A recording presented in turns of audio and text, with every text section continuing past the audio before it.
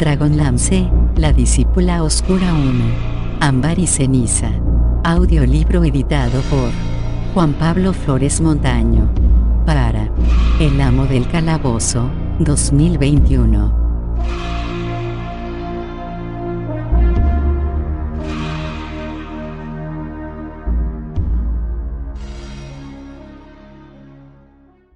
Prólogo.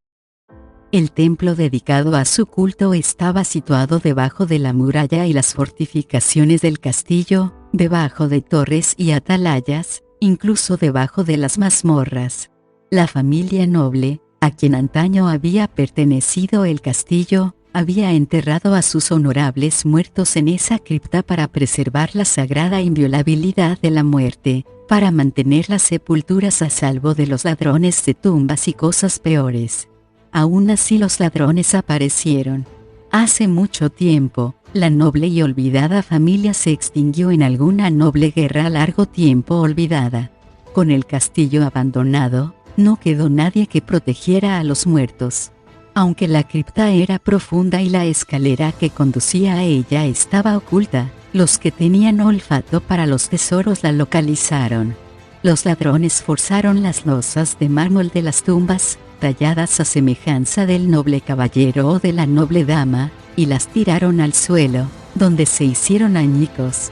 Arrebataron los anillos de rubíes de las manos esqueléticas, despojaron las calaveras de diademas de oro, arrancaron colgantes de diamantes y se llevaron las espadas enjolladas.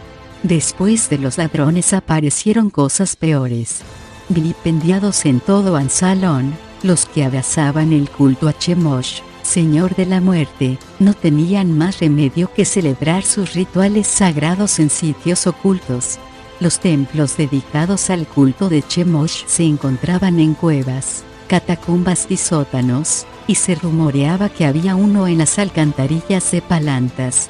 Los mejores escenarios para un templo del dios eran aquellos que ya estaban dedicados a la muerte, porque el poder del dios se experimentaba con mayor intensidad. Los cementerios de la zona eran sitios ideales, pero solían estar a la vista y, en consecuencia, las autoridades locales tenían por costumbre hacer redadas a menudo con el propósito de erradicar a los muertos vivientes, y por ello resultaban lugares de culto peligrosos para los clérigos de Chemosh. El hallazgo de una cripta familiar cuya existencia era desconocida para el resto del mundo resultó un descubrimiento importante. Vestidos con las negras túnicas ceremoniales, tapados los rostros con blancas máscaras de calaveras puestos, seguidores de Chemosh no confiaban en nadie, ni siquiera los unos en los otros. Los clérigos del Señor de la Muerte celebraban los rituales que hacían que los cadáveres volvieran a lo que ellos consideraban vida. Cuando morían ellos, el alma de estos clérigos no era libre de unirse al río de los espíritus hacia la siguiente etapa del portentoso viaje. Al haber jurado lealtad al dios a cambio de favores concedidos mientras estaban vivos, el dios los obligaba a permanecer en el mundo una vez que habían muerto y a cumplir sus mandatos, y sus restos mortales eran animados para obedecer la orden de proteger el templo o el tesoro y expulsar a los invasores, mientras sus cadáveres morían una y otra vez para ser reanimados una y otra vez. Cuando llegó la era de los mortales y Taquisis robó el mundo a los demás dioses incluido Chemosh, los clérigos de este perdieron su poder. Los cadáveres ya no se levantaban a su orden ni tomaban las armas con las descarnadas manos para protegerlos de sus enemigos. Algunos clérigos quemaron las túnicas y las máscaras blancas para mezclarse con sus vecinos. Otros conservaron la fe, la mantuvieron a salvo y en secreto. Con la esperanza de que algún día su Dios regresaría, tapiaron las criptas, las tumbas, las catacumbas, y guardaron el secreto en su corazón. Los leales a Chemosh vivos esperaron el momento oportuno, y otro tanto hicieron los muertos. Cuando Taquisis, reina de la oscuridad, buscó espíritus para impulsar su regreso al mundo, no encontró muchos de aquellos comprometidos con Chemosh. Escondidos en la tenebrosidad de la muerte en vida, guardaron silencio, sin acudir a la llamada, y aguardaron a su Señor. Y ahora, reencontrado el mundo, De puesta y muerta la traicionera reina, el dios había regresado. Chemosh se hallaba allí, pero no estaba contento. En la cripta familiar que antaño había sido su templo, se erguía en medio del polvo, de los excrementos de ratones y de pedazos de cuerpos desmembrados una clavícula aquí, una espinilla allí, y miró a sus seguidores, que se acercaban lentamente desde los oscuros rincones y salían trabajosamente de los sarcófagos. Una mueca torció sus labios. «Sois una fea caterva», les dijo, «y apestáis. Vuestro hedor llega al firmamento. Me sorprende no haber localizado el mundo guiado por vuestro olor». Los cadáveres no le entendieron. Volvieron las cuencas vacías hacia él y aguardaron sus órdenes en un silencio que ninguna lengua podía romper. Allí parados, con un aspecto increíblemente estúpido, a uno se le cayó un dedo. Otro perdió una rótula. A otro se le desprendió un brazo. Chemosh frunció el entrecejo. Una rata le pasó por encima de las botas. Sumido en el desánimo, el dios no se molestó en matarla y la dejó escapar. El animal se refugió dentro de una calavera y la cola se agitó ridículamente en la boca, que parecía sonreír en una mueca patética. «Ahí estáis, esperando mis órdenes. ¿Y qué se supone que voy a deciros que hagáis? ¿Salir a reclutar seguidores de mi culto? Aguardad», ordenó, irritado, ya que algunos de los cuerpos descompuestos habían interpretado mal el comentario y se dirigían a la salida. No era una orden, revoltijo de huesos descerebrados. Me imagino el tipo de seguidores que a buen seguro me traeríais. Oh, sí, todo el mundo está deseoso de adorar a un dios cuyos devotos fieles se hallan en la última etapa de putrefacción. Chemosh les asestó una mirada furibunda y les hizo un ademán brusco, impaciente. «Oh, largaos, fuera de aquí. Me revolvéis el estómago. Iría aterrorizada a algún pueblo. Con suerte, algún clérigo de Misaka los encontrará y os hará pedacitos», añadió mientras sus seguidores se dirigían a la salida en medio de tintineos y chasquidos de huesos que dejaban un rastro de los fragmentos que iban perdiendo. El dios se sentó en la losa de un sarcófago y se quitó de un capirotazo un trocito de hueso que se le había quedado enganchado en los calzones de terciopelo negro. «¿Dónde están los jóvenes, los fuertes, los hermosos?», demandó. «¿Por qué no han acudido a mí? Yo os diré por qué». Echó una mirada asqueada a los esqueletos que se alejaban. «Los jóvenes no piensan en la muerte, sino en la vida, en vivir, en el gozo y la felicidad, en la juventud y la belleza. Si les hablas de Chemosh, los haces reír. Vuelve para hablarme de él cuando sea viejo y feo», dicen. «Esos son los seguidores a los que intereso, vejestorios artríticos y desdentados, viejas brujas cotorras que entonan mi nombre y sacuden gatos negros en mi dirección». «Gatos», rezongó. «¿Para qué quiero yo gatos?». Chemosh propinó una patada al cráneo y lo lanzó rodando. La rata se escabulló del interior y corrió hacia un rincón polvoriento. «Lo que quiero es juventud, fuerza, poder. Conversos que acudan a mí de buen grado, anhelantes. Conversos que frecuenten mis templos a plena luz del día y proclamen que están orgullosos de servirme. Eso es lo que quiero. Lo que necesito». Apretó el puño. «Y así ganar el puesto de poder en el cielo que me corresponde». Se puso de pie y deambuló, agitado, por la cripta. Sargonas tiene su imperio minotauro que crece de día en día. Y la remilgada Misakal, ¿cómo la adoran? Todos acuden en masa a adorarla mientras gritan «Sáname, sáname». ¿Cómo voy a competir con eso? Hizo un alto para sacudir las telarañas que se le habían pegado en la chaqueta de terciopelo negro. «Hasta Seboim, esa mujerzuela desvergonzada, tiene el corazón de todos los marineros de la flota. Y yo tengo moho y herrumbráis puertas. Y arañas. ¿Cómo me voy a convertir en un rey entre los dioses cuando los más inteligentes de mis servidores son los gusanos que se alimentan de ellos?» Chemosh se limpió el polvo de las manos, Se quitó la tierra y los fragmentos óseos que manchaban sus botas y salió por la puerta destrozada que conducía a la cripta. Subió por la sinuosa escalera que llevaba a la superficie, de vuelta al aire fresco del exterior. Voy a hacer cambios, juro. La muerte tendrá un nuevo rostro. Un rostro con ojos brillantes y labios rojos como rubíes. Salió a la noche y se detuvo para alzar la vista hacia las estrellas, a la nueva y recién configurada formación de las constelaciones, a las 3 lunas recientemente reaparecidas. Sonrió. Labios que la gente se morirá por besar. Libro y ámbar. Capítulo 1. 1. Mina enterró a su soberana debajo de una montaña. La reina había creado esa montaña, la había moldeado, le había dado forma, la había alzado con sus manos inmortales. Y ahora yacía bajo ella.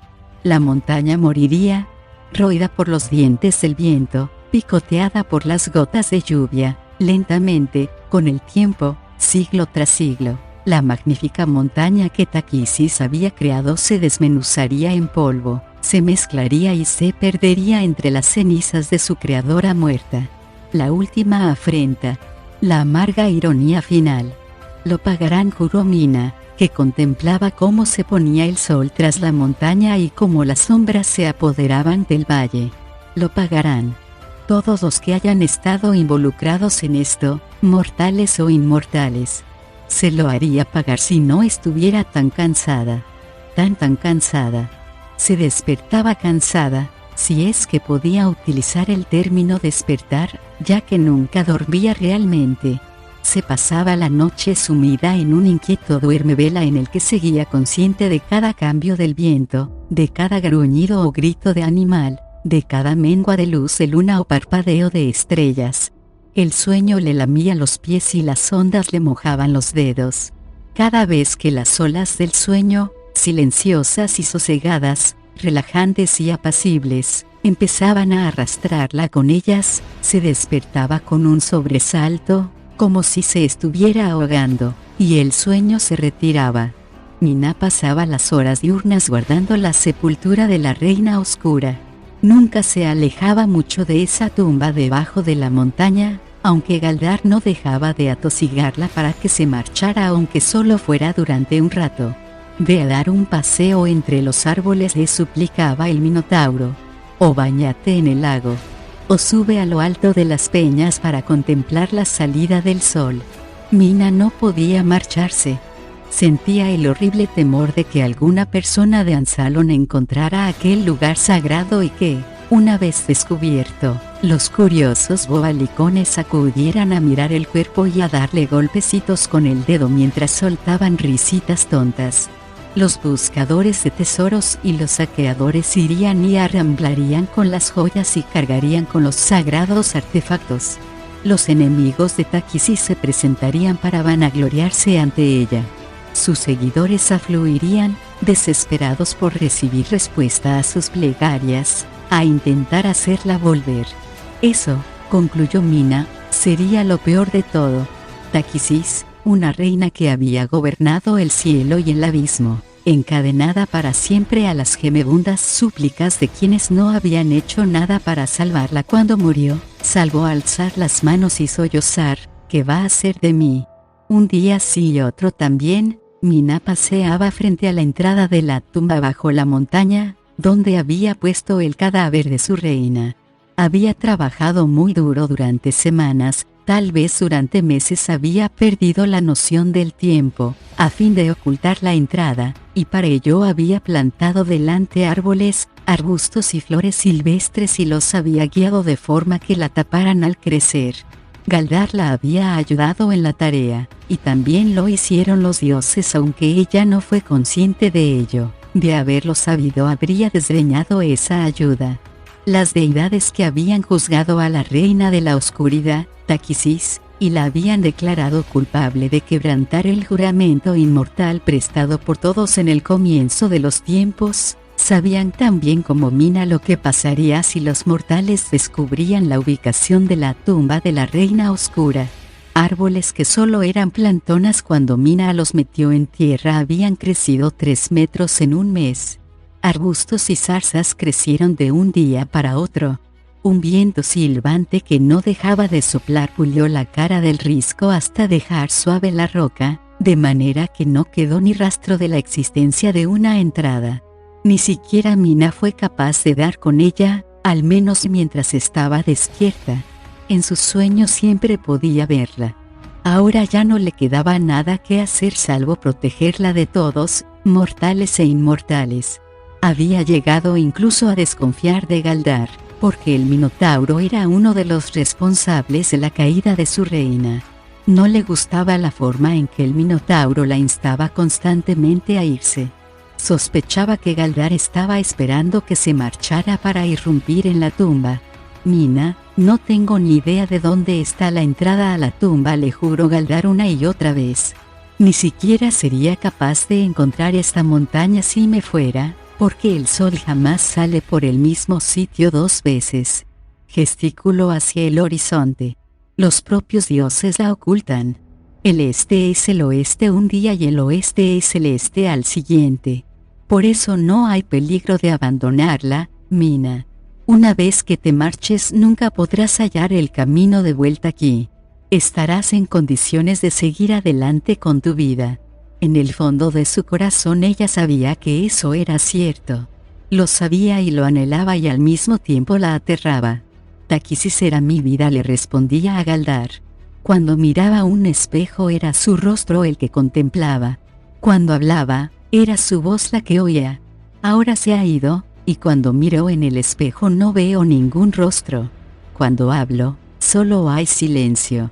¿Quién soy, Galdar? Eres Mina, respondí él. ¿Y quién es Mina?, preguntaba la joven. Galdar no podía hacer otra cosa que mirarla fijamente, con impotencia. Sostenían esa conversación con frecuencia, casi a diario. Esa mañana la habían tenido de nuevo. Sin embargo, en esta ocasión la respuesta del Galdar fue distinta. Llevaba mucho tiempo pensando en ello y, cuando la muchacha preguntó quién es Mina, él contestó en voz queda. Goldmoon sabía quién eras, Mina. En sus ojos te podías ver a ti misma. No veías a Taquisis. La joven reflexionó sobre aquello. Al recordar su vida la veía dividida en 3 partes. La primera era la infancia. Esos años se habían convertido en un simple borrón de color, pintura fresca que alguien había corrido al pasar por encima una esponja mojada. La segunda era Goldmoon y la Ciudadela de la Luz. Mina no recordaba el naufragio ni haber sido arrastrada de la cubierta del barco al mar o lo que quiera que le hubiese ocurrido. Sus recuerdos y su vida comenzaban cuando abrió los ojos y se encontró chorreando agua, tendida en la arena, con un grupo de gente amontonada a su alrededor, gente que le hablaba con amorosa compasión. Le preguntaron qué le había ocurrido. No lo sabía. Le preguntaron su nombre. Tampoco sabía eso.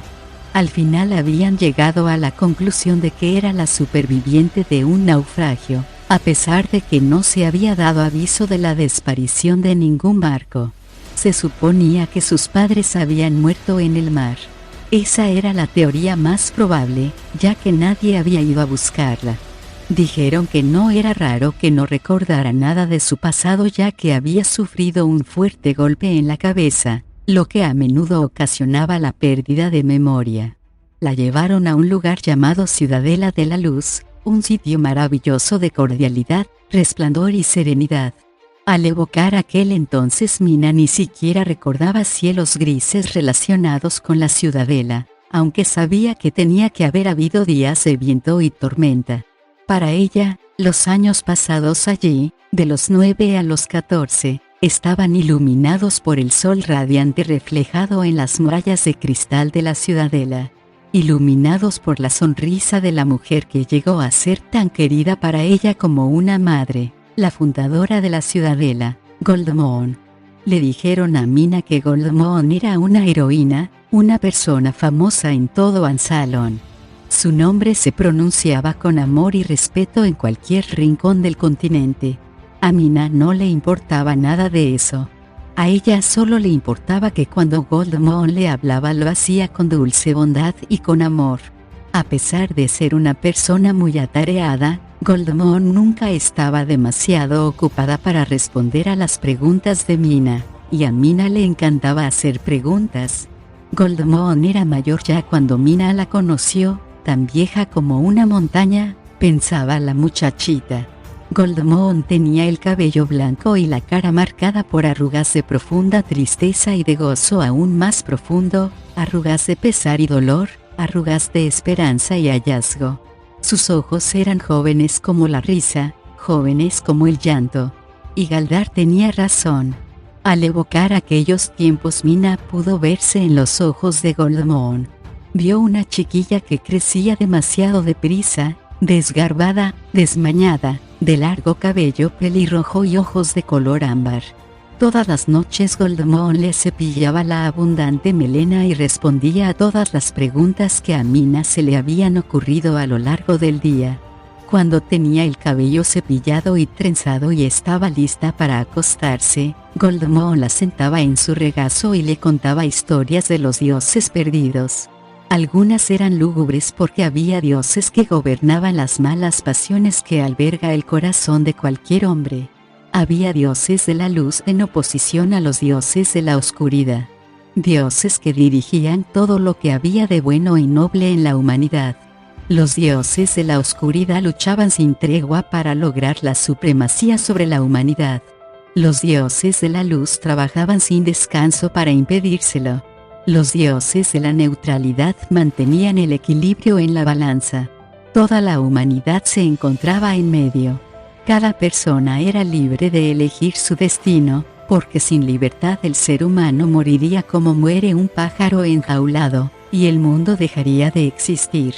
A Goldmoon le encantaba contarle historias a Mina, pero la chiquilla se daba cuenta de que esas historias ponían triste a su madre adoptiva, ya que los dioses se habían marchado y la humanidad se había quedado sola para seguir adelante lo mejor posible, con esfuerzo. Goldmoon había empezado una nueva vida sin dioses, pero los echaba de menos y su mayor anhelo era que regresaran. Cuando crezca, solía decirle Mina a Goldmoon, recorreré el mundo y encontraré a los dioses y te los traeré. Ay, pequeña, respondía Goldmoon con una sonrisa que prestaba brillo a sus ojos, la búsqueda no te llevaría más lejos que aquí. Y ponía la mano sobre el corazón de Mina. Porque, aunque los dioses hayan partido, su recuerdo nace en todos nosotros, recuerdos de amor eterno, paciencia infinita y máximo perdón. Mina no entendía. No tenía recuerdos de nada ligados al nacimiento. Al mirar atrás no veía nada salvo vacío y negrura. Todas las noches, cuando yacía sola en la oscuridad de su cuarto, rezaba la misma plegaria. Sé que estás ahí, en alguna parte. Deja que sea yo quien te encuentre. Seré tu fiel servidora. Lo juro. Deja que sea la que te dé a conocer al mundo. Una noche, cuando Mina contaba 14 años, elevó la misma plegaria con tanto fervor y anhelo como la primera noche que la había pronunciado. Y esa noche llegó una respuesta. Una voz le habló desde la oscuridad. Estoy aquí, Mina. Si te digo cómo encontrarme, ¿vendrás a mí? Mina se sentó en la cama, ansiosa. ¿Quién eres? ¿Cómo te llamas? Soy Takisis, pero eso lo olvidarás. Para ti, no tengo nombre. No lo necesito porque como yo no hay otros en el universo, estoy exclusivamente yo, soy el único Dios. Entonces te llamaré el único, dijo Mina, que se bajó de la cama de un salto, se vistió con premura y se preparó para viajar. Iré a decirle a madre a dónde me dirijo. Madre, repitió Takisis con desprecio y cólera. No tienes madre. Tu madre está muerta. Lo sé, respondió Mina con voz temblorosa, pero Goldmoon se ha convertido en mi madre. La quiero más que a nadie y he de decirle que me marcho o cuando descubra que no estoy se preocupará. El tono de voz de la diosa cambió, dejó de ser enfadado para convertirse en un arrullo dulce. No debes decírselo o estropearás la sorpresa. nuestra sorpresa, tuya y mía. Porque llegará el día en el que regresarás para decirle a Goldmoon que has encontrado al único soberano del mundo. ¿Pero por qué no puedo decírselo ahora?, demandó Mina. Porque todavía no me has encontrado, respondió Takisis con voz severa. Ni siquiera estoy segura de que seas digna de esto. Tienes que demostrar tu merecimiento. Necesito una discípula que sea valiente y fuerte, que no se deje desalentar por los incrédulos ni se deje influenciar por los antagonistas, que afronte dolor y tormento sin encogerse. Me tienes que demostrar que vales para todo eso. ¿Tienes arrestos, Mina? La muchacha tembló, aterrada. No creía tener el valor necesario. Quería volver a la cama, y entonces pensó en Goldmoon y en la maravillosa sorpresa que sería para ella. Imaginó el gozo de Goldmoon cuando la viera volver trayendo consigo un dios. Se llevó la mano al corazón. Los tengo, Dios único. Haré esto por mi madre adoptiva. Es justo lo que yo habría querido, dijo Takisis, que se echó a reír como si Mina hubiera dicho algo gracioso. Así comenzó la tercera parte de la vida de Mina, y si la primera era un borrón y la segunda era luz, la tercera fue sombra. Actuando de acuerdo con el mandato del único, Mina escapó de la ciudadela de la luz. Buscó un barco en la bahía y subió a él. Era una nave sin tripulación. Mina era la única persona a bordo, pero el timón daba vueltas, las velas se recogían y se desplegaban, todas las faenas las llevaban a cabo manos invisibles. El barco navegó en las corrientes del tiempo y la condujo a un lugar que le dio la impresión de que lo conocía desde siempre y, al mismo tiempo, que acababa de descubrirlo. En ese lugar Mina contempló el semblante de la reina oscura por primera vez, y la diosa era hermosa y terrible, y Mina se inclinó y la adoró. Takisis la sometió a prueba tras prueba, desafío tras desafío. Mina los soportó todos. Conoció un dolor semejante al de la muerte, pero no gritó. Experimentó un dolor semejante al de parir, y no rechistó. Entonces llegó el día en el que Takisis le dijo: «Estoy satisfecha contigo. Eres mi elegida. Ha llegado el momento de que vuelvas al mundo y prepares a la gente para mi regreso». «Volví al mundo la noche de la gran tormenta», le dijo Mina a Galdar. «Te conocí ese día. Llevé a cabo mi primer milagro contigo, te devolví el brazo». El Minotauro le echó una mirada significativa y la joven enrojeció. «Quiero decir, que el único te devolvió el brazo. Refiérete a ella por su verdadero nombre», instó duramente Galdar. «Llámala Takisis». Miró involuntariamente el muñón que era todo cuanto le quedaba del brazo con el que había manejado la espada. Cuando descubrió el verdadero nombre de la deidad que le había devuelto el brazo amputado, el Minotauro había rezado a su dios, Sargonas, para que se lo quitara de nuevo. No quería ser su esclavo, masculló Galdar, pero Mina no lo oyó. La muchacha estaba pensando en soberbia, orgullo desmedido y ambición. Estaba pensando en el ansia de poder y quién había sido el verdadero responsable de la caída de la reina oscura. «Fue culpa mía», musitó. «Ahora ya puedo admitirlo. Yo fui la que la destruyó, no los dioses. Ni siquiera ese despreciable dios elfo, Baltonis, o como quiera que se llame. Yo la destruí.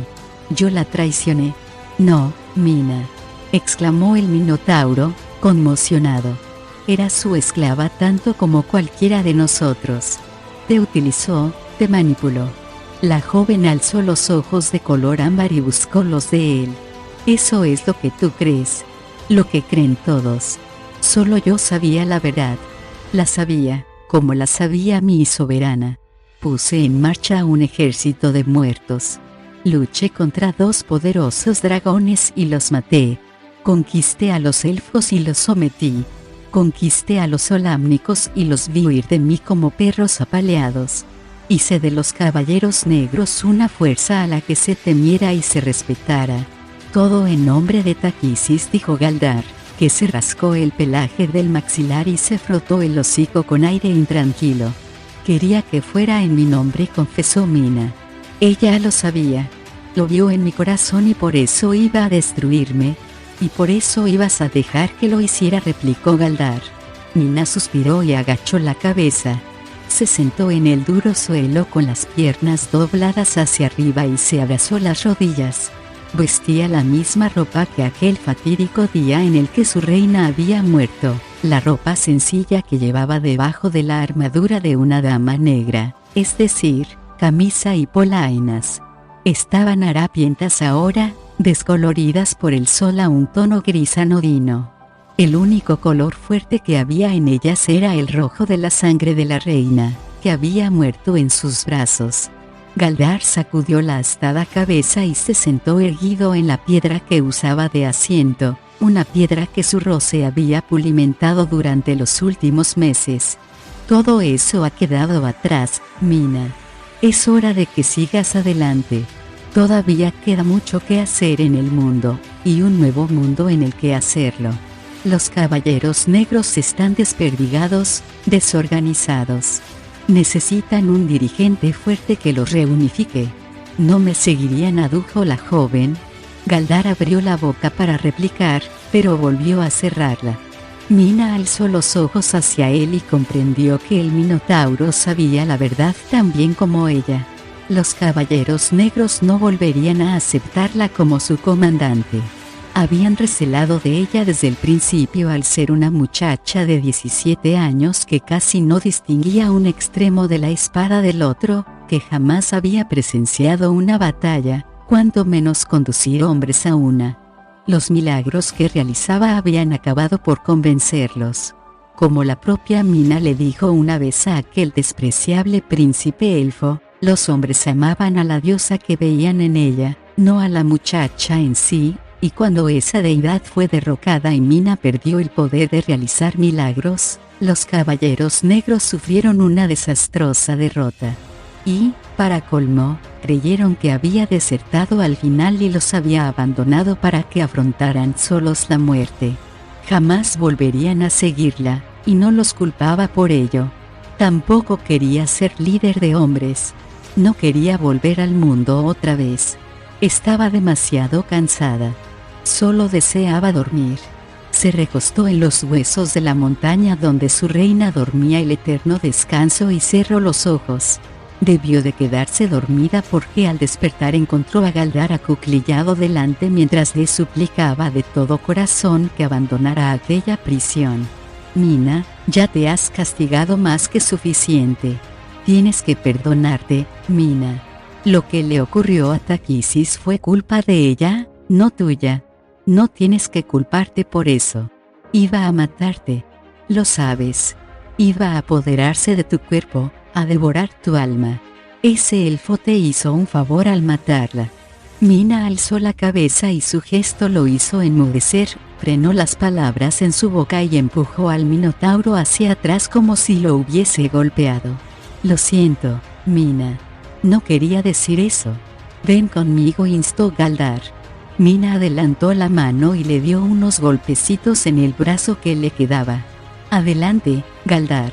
Sé que tu Dios te ha estado hostigando, exigiendo que te unas a él en la conquista de Silvanesti. La joven esbozó una triste sonrisa ante la repentina turbación del Minotauro. He oído por casualidad tus plegarias a Sargonas, amigo mío, le dijo. Ve y lucha por tu Dios. Cuando vuelvas, me contarás todo lo que pasa en el mundo. Si consigo salir de este condenado valle jamás podré regresar. Lo sabes, Mina, contestó Galdar. Los dioses se encargarán de que sea así. Se ocuparán de que nadie logre nunca. Las palabras se le quedaron paralizadas en la lengua, porque mientras las pronunciaba estaban resultando ser inciertas.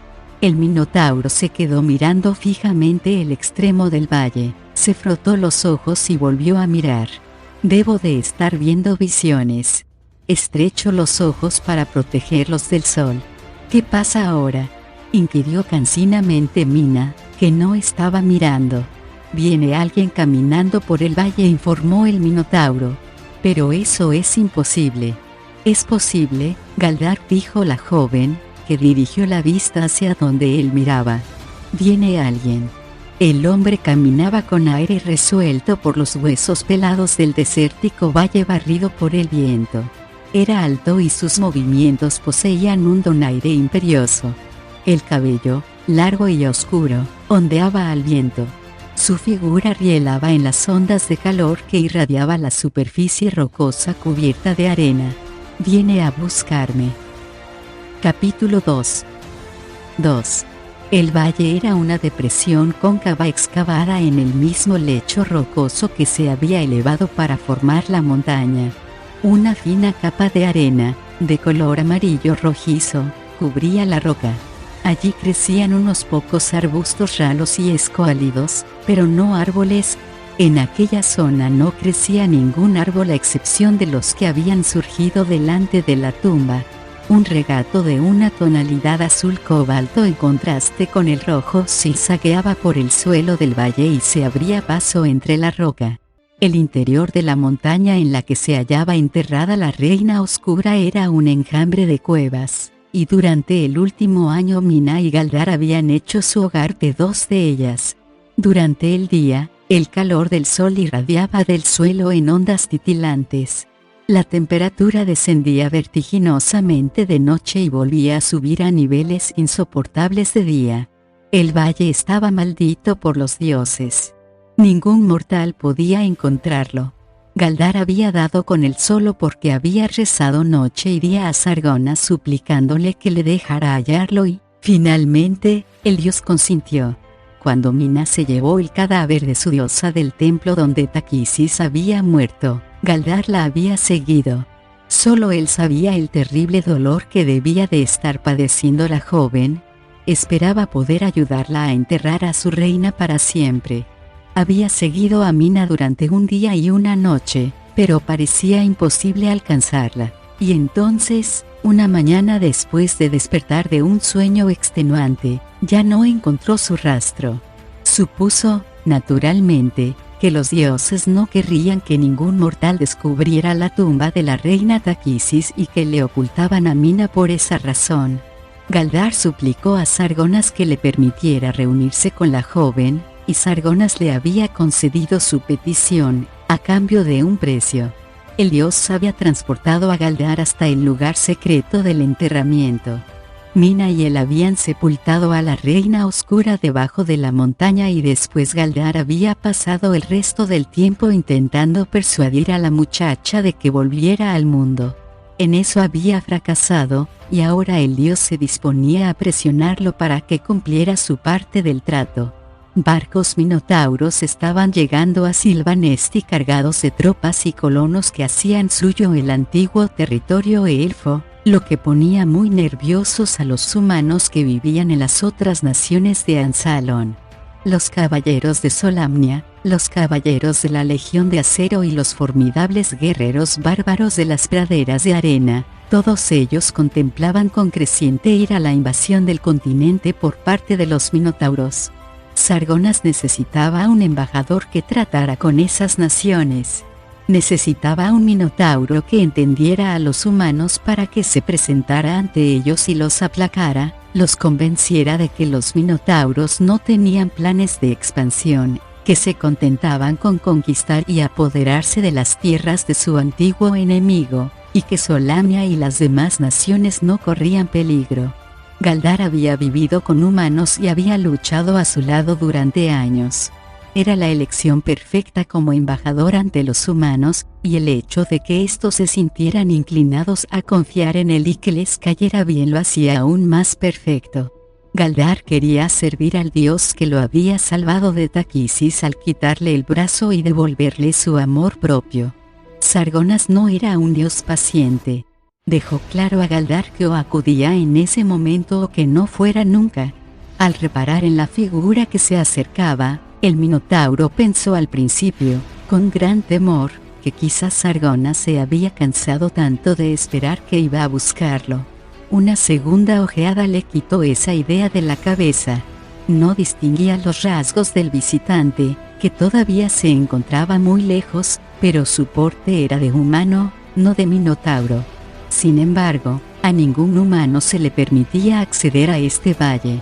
Ningún mortal, a excepción de ellos dos, podía entrar allí. A Galdar se le puso de punta el vello de la nuca, y se le erizó el pelaje de la espalda y de los brazos con un escalofrío. No me gusta esto, Mina. Deberíamos huir. Ahora. Antes de que ese hombre nos vea. No es un hombre, Galdar, dijo la joven. Es un dios. Viene a buscarnos. O, más bien, viene a buscarme a mí. El Minotauro la vio llevarse la mano a la cintura y cerrar los dedos sobre la empuñadura de un cuchillo. Tanteó en busca de su propia arma y descubrió que no la tenía. Te cogí el cuchillo, Galdar, le dijo la joven con una sonrisa. Te lo quité anoche. Al Minotauro no le gustó cómo lo sostenía, como si fuese algo preciado para ella. ¿Quién es ese hombre, Mina?, demandó con la voz ronca por un miedo que no sabía identificar. ¿Qué quiere de ti? Deberías marcharte, Galdar contestó en tono quedo, sin apartar la mirada del desconocido, que se iba acercando. Había apretado el paso.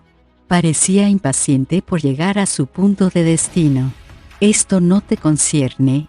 La figura llegó a una distancia desde la que se le distinguían los rasgos. Era un humano de edad indeterminada. Tenía un rostro que los humanos consideraban apuesto, con un hoyuelo en el mentón, mandíbula cuadrada, nariz aquilina, pómulos prominentes, frente plana. Llevaba largo el negro cabello, los mechones lustrosos se rizaban en los hombros y le colgaban por la espalda. La piel era tan pálida que parecía estar sin sangre. Ni los labios ni las mejillas tenían color, mientras que los ojos eran tan oscuros como la primera noche de la creación. Hundidos bajo las espesas cejas, parecían aún más oscuros al quedar en la sombra. Vestía de negro, con ropas lujosas que denotaban opulencia. La casaca de terciopelo le llegaba a las rodillas. Ajustada a la cintura, la prenda iba ribeteada con plata en las mangas y en el dobladillo del faldón. Las polainas, también negras, le llegaban justo debajo de las rodillas, y las adornaban cintas del mismo color, como lo eran las medias de seda y las botas, estas con hebillas de plata. La camisa blanca lucía chorreras de puntilla en la pechera, que también asomaban por las bocamangas y caían lánguidamente sobre las manos. Se movía con donaire y seguridad en sí mismo, consciente de su propio poder. Galdar tuvo un escalofrío. A pesar del fuerte sol, no sentía el calor del astro. Un frío tan arcaico que hacía joven a la montaña se le metió en la médula de los huesos. A lo largo de su vida se había enfrentado a enemigos terribles, incluida la dragona Malice, señora suprema, y no había huido de ninguno de ellos, pero ahora no pudo evitarlo y empezó a retroceder lentamente. Sargonas, clamó Galdar a su dios, aunque la voz se le quebró y tragó saliva para humedecerse la garganta. Sargonas, dame fuerza. Ayúdame a combatir a este temible enemigo. La respuesta del dios fue un resoplido antes de hablar. Te he consentido tu lealtad a esta humana hasta ahora, Galdar, pero mi paciencia se ha acabado. Déjala a su suerte. Se la tiene bien merecida. No puedo, respondió con incondicional fidelidad a pesar de haber palidecido al ver al extraño hombre. Estoy comprometido con ella. Te prevengo, Galdar. No te interpongas entre Chemosh y su presa, advirtió Sargonas en tono grave. Chemosh, exclamó el Minotauro con voz apagada. Chemosh, señor de la muerte. Galdar empezó a temblar, encogidas las entrañas. Mina levantó el cuchillo del Minotauro. Era una arma vieja, con el mango de hueso, un utensilio para distintos propósitos, desde limpiar pescado hasta destripar venados, y el Minotauro mantenía aguzado el filo, bien amolado. Vio que Mina enarbolaba el cuchillo, vio la luz del sol reflejarse en el acero de la hoja, pero no en los ojos de la joven, que tenía la mirada fija en el dios. Mina sostenía el arma con la mano derecha. Le dio la vuelta y presionó la aguzada punta contra su garganta. La luz interna de los ojos sambarinos centelleó fugazmente y después se apagó. Apretó los labios. Los dedos se ciñeron con más fuerza sobre el mango. Cerró los ojos y soltó el aire. Galdar bramó y se lanzó hacia ella. Había esperado demasiado. No llegaría antes de que se clavara el acero en la garganta. Confiaba en que su grito la distrajera antes de que se inmolara. Chemosh levantó la mano en un ademán negligente, casi descuidado. Galdar salió lanzado por el aire, sostenido en la mano del dios.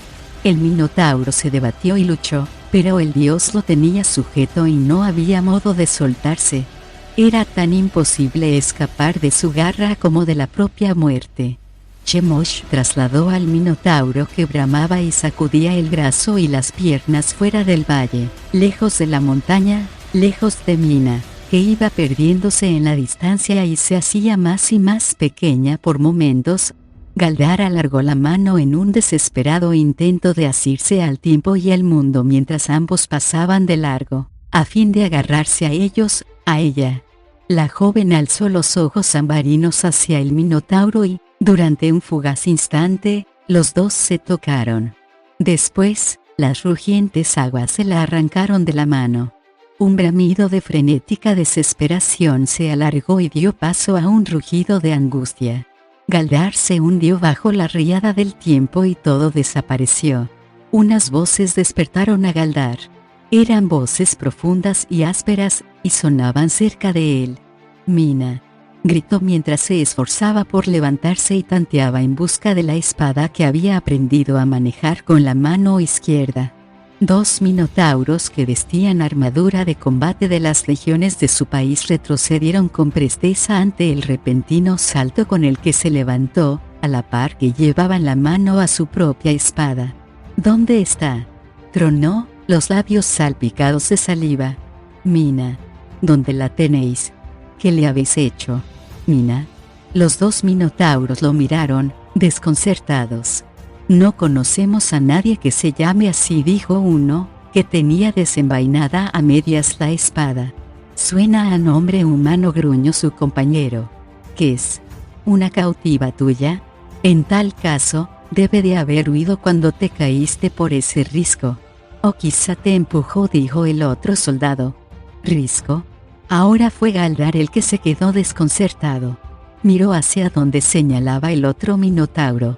La pronunciada pendiente de un risco se alzaba a gran altura, la rocosa pared apenas se veía con el espeso follaje.